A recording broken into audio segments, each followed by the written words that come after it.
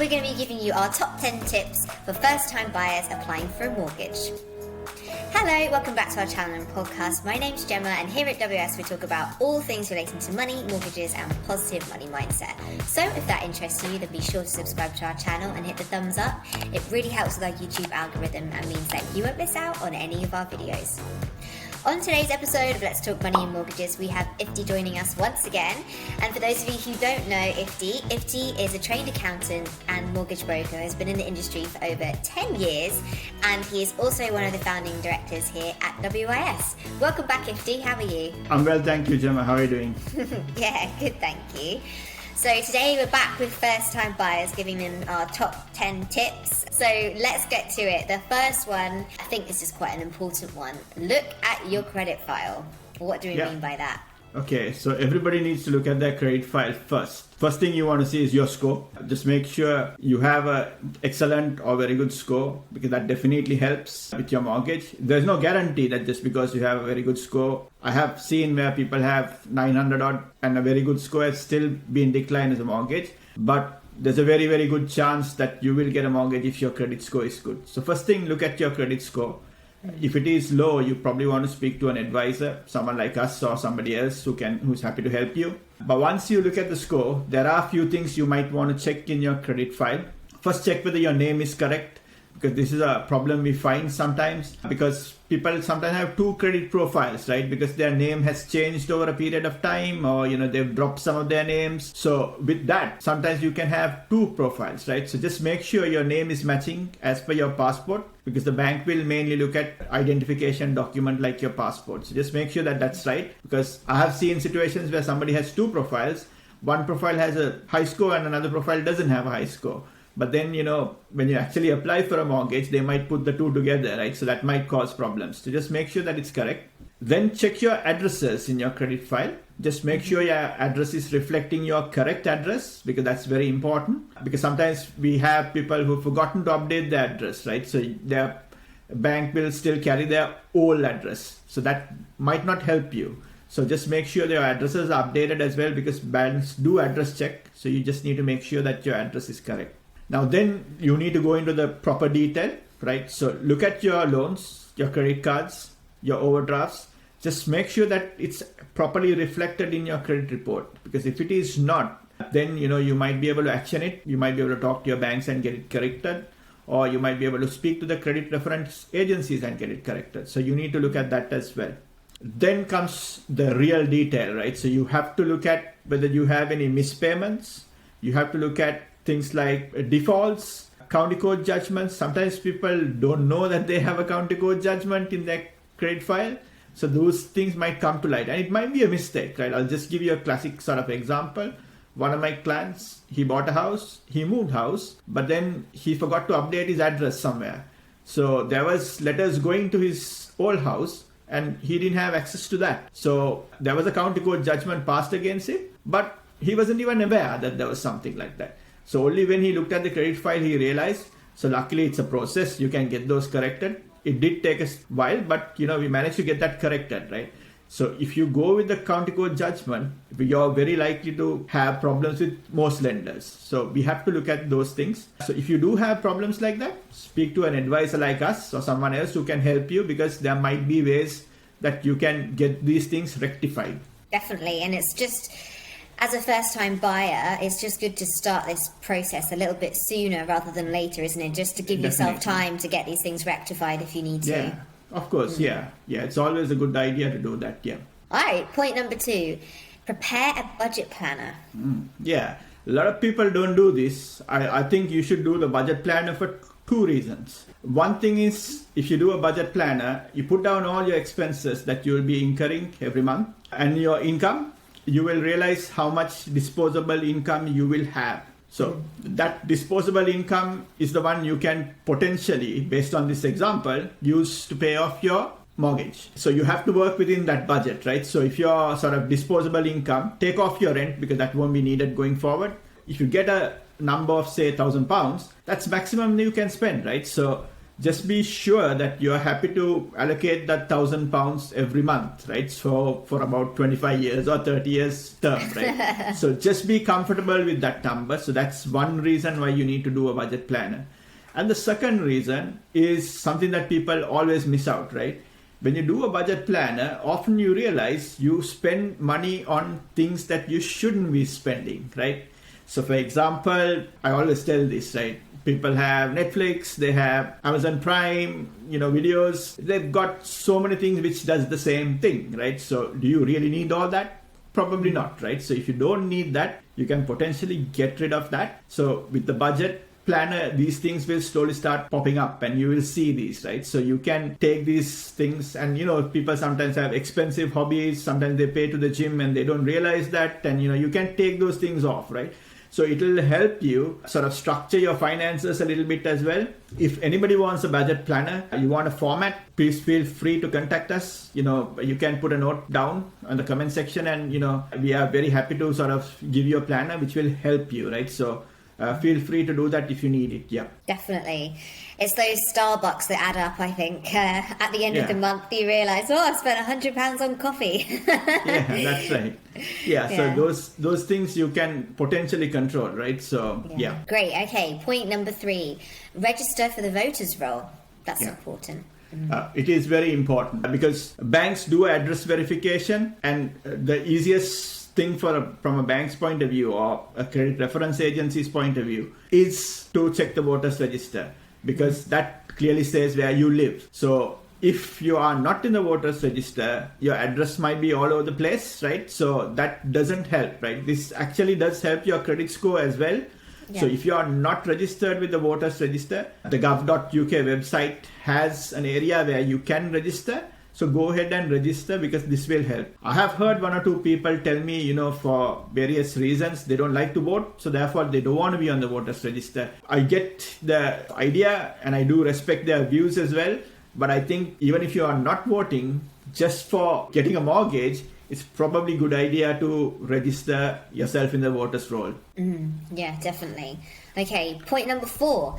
Make sure your bank statements are nice and squeaky clean. Yeah, that always gets clients, right? Because, they don't realize certain things that goes through the bank statements. So banks, they are very thorough. They will go through your bank statements. So be very, very careful with this. So what I would sort of suggest is, first of all, banks generally look at your last 3 months bank statements, right? Some ask for 6, some ask for more as well, but most of the time it's just 3 months.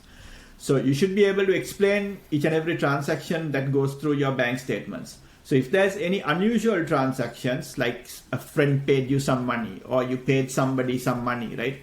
You should be able to explain that to the bank. They might need further proof as well. So just make sure if you have transactions like that, you can explain that to the bank or your broker, right? So your broker will convey that to the bank. So that's one thing. And the second thing is, the bank will always look for expenses which are unusual, right? Or, hobbies. Things like, I always say skydiving as a hobby, right? So some people do have, it's an expensive hobby. So if you see that frequently, bank thinks that's a commitment because that's a habit, right? That's a hobby. So they will take that into account. Things like gambling, right? So if they see that in your bank statement, they will want to add it up because that can be a commitment. So just watch out for things like that. So if you can control those things, that's always helpful, because the bank then realizes, oh, okay, he can control it, right? So then it's fine, right? So just make sure that if you have hobbies and things like that, and if you can control those, that will be helpful, because banks generally like very straightforward bank statements. That's what they're after. And then another thing that you have to be mindful and to look out for is your pay amount, right? This doesn't often happen, but I've seen this happen. Employers sometimes pay you something and their pay slip says something else, right? Now the banks generally try to match the two. And if there's a discrepancy, that could end up in your mortgage being rejected. So just make sure that your employer has paid the right amount, right? If not, at least get a letter from them explaining that, look, it's a mistake, right? It doesn't often happen. But just make sure that you check it, because you're getting ready for a mortgage, right? So you have to make sure that you're ready. Yeah, thanks, Sifty. Point number 5, have your proof of deposit ready. Yeah, so obviously you'll have to put a deposit down when you buy a house. Can be 5%, 10%, depending on the deal that you're going for. So just make sure that you can back up your proof of deposit. Because the banks often ask, okay, how did you find this 5%, right? Let's say you sort of saved that money, so you should be able to explain that to the bank, like, you have been putting aside £500 a month or £200 a month over a period of time. They might want that proof, so you should be able to explain that to the bank. That's the first thing. And the second thing is, often what happens with first-time buyers is family helps them out. So if the family helps out, you will need a gift of deposit letter. Now, again, if you want a format, we are more than happy to share one with you. Please do, mention that in the comments section. We will get back to you. They will need that letter. But on top of that, the donor, like say your parents or your siblings, will have to share their bank statements as well. Because the bank will want to know that from where did they manage to save that money. So they will ask for that. So you just need to be ready with that. Often people ask me whether I can borrow money from friends and whether I can take a loan. Generally, banks don't like it. I'm not saying all banks don't like it, but there is one or two who may be okay. But if you have a situation like that, always speak to an advisor, because that may have to be put down as a commitment if it's a loan. But please do speak to an advisor if you have some complicated scenario like that. Yeah, good point, Ifti. Thank you. So number 6, have your proof of income ready. Okay, so with this one, I generally like to break it into 3 parts. So you have people who are employed, you have people who are self-employed, and you have contractors. I deal with a lot of contractors, so I always like to touch on this subject, and that's a very popular area as well. So if you're employed, banks generally ask for your last 3 months payslip. So just make sure that you have your payslips ready, because it's something that your advisor will want to go through. The advisor will look at your payslip. There are certain deductions that you cannot take into account when ascertaining your income. So you probably want to go through that with your advisor. So you need 3 payslips ready, and they are likely to ask your P60 if you're employed, because the banks like to see that you have had good income over the last few years. So they're very likely to ask your last P60. If there's a jump in your income or there's a decline in your income compared to your P60 from the previous year, they may need explanations. So those are the things that you generally need for an employed person. But if you are self-employed, it's slightly different. I deal with a lot of self-employed clients as well. They will ask for your SA302s. The SA302s is your tax certificate, which is kind of equivalent to your P60. And they will want your tax year's overview.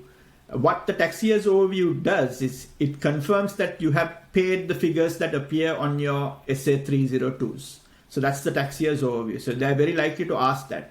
And a lot of people miss this out as well. I generally want to see your accounts as well, your company accounts, because your SA302s sometimes is different to your company accounts. So sometimes some banks like company accounts. This is not applicable for sole traders and partnerships, but if you're a company director taking the self-employed route, your company accounts might be useful as well, because there are some banks who like company accounts, right? So if the numbers don't work out as per SA302s, your company's accounts may work out, right? Because sometimes people don't take all their earnings as salary and dividend. Instead, they manage to sort of retain that in the company. But the banks do understand that, right? So that helps. So have your company's accounts ready as well if you're a company director.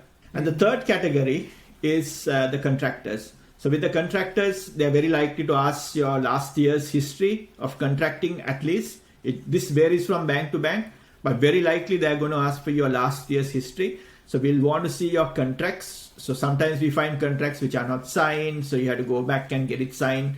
So make sure that it's all ready. That's why I think it's always good to speak to an advisor, because these things can be clarified and explained at the beginning itself. Because last minute, if you find a house and you don't have all this in place, it can even result in you losing the house, right? So, so for contractors, we will need that as well. But very likely with the contractors, you might need your SA302s and tax overviews as well. But the contract is the most important document. I also feel like, just adding on to this point, when we're asking customers, how long have you been in your current contract? And they say, X amount of years. Like, we just want to kind of raise the point, don't we, that actually it's really important that you're completely open. Like, if you had a break in your contract, make sure you tell the advisor that, because that can affect your chances of getting a mortgage, can't it? Yeah, it can. Yeah. So generally lenders don't like gaps in your contract. So if you have a gap, you probably want to be very clear with your advisor on that, because advisor will spot it at some point, but just make sure you tell them in advance, because otherwise later on they may find out and they might say, okay, we can't even apply for you, right? So you don't want to go all that way. In the mortgage world, honesty is always the best thing, right? So just be as honest as possible so that it makes life easy for everybody. Definitely. Okay, we have point number 6, ID and address proof ready. Yeah, that's quite important as well. The reason why I like to talk about this is often people come with a passport. Guess what? The passport's expired, and they tell they say it's COVID, right? I don't have a need to travel, so I didn't extend my passport. True, but you are trying to apply for a mortgage, right? The bank wants to see your ID. So just make sure it's in date, right? So that's the main thing. And often we find that most of the banks now require 2 forms of IDs. So very likely with the passport, they're going to ask for your driving license as well. I know some people don't drive, but if you don't, at least get a provisional license, right? Because if you get a provisional license along with your sort of passport, that will be your 2 forms of ID. Not all banks ask for 2, but I can see more and more banks asking for 2 forms of IDs now. So therefore, be ready for that, right? So keep those things ready and just make sure it's in date. What other forms of ID do they accept if they are wanting to and you've got the passport? What else can you provide? Those are the 2 main forms. So if you have some exceptions, some people don't travel abroad and they've never had to take a passport, we might be able to consider things like their birth certificate. But if you have a scenario like that, please speak to an advisor, because they can be very clear on that one. And we can try and work around with some of these things, right? But it's very rare that somebody doesn't have a passport. But obviously, the whole purpose of a passport is if you're traveling, right? So if you're not traveling, there may not be a need for one.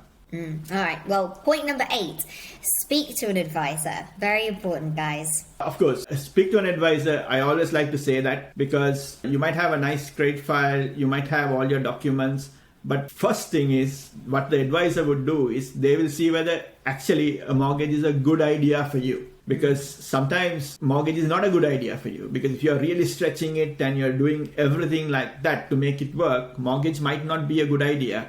Because there have been instances that I've turned down and told clients, you know what, just don't take a mortgage, right? Because it's not the solution for everyone. Yes, it may be a solution for you in a few months' time, a few years' time, but it's not always the right time for you, right? So if your circumstances are such, mortgage might not be a right solution, right? So speak to an advisor mainly for that. But of course, advisors generally work very closely with banks, right? So they will know based on your circumstances which bank is happy to give you certain facilities. So for example, if you're a new contractor, some banks will not work with you, right? So if you go to your own bank, that bank might turn around and say, sorry, we don't entertain contractors, right? So you wasted everybody's time.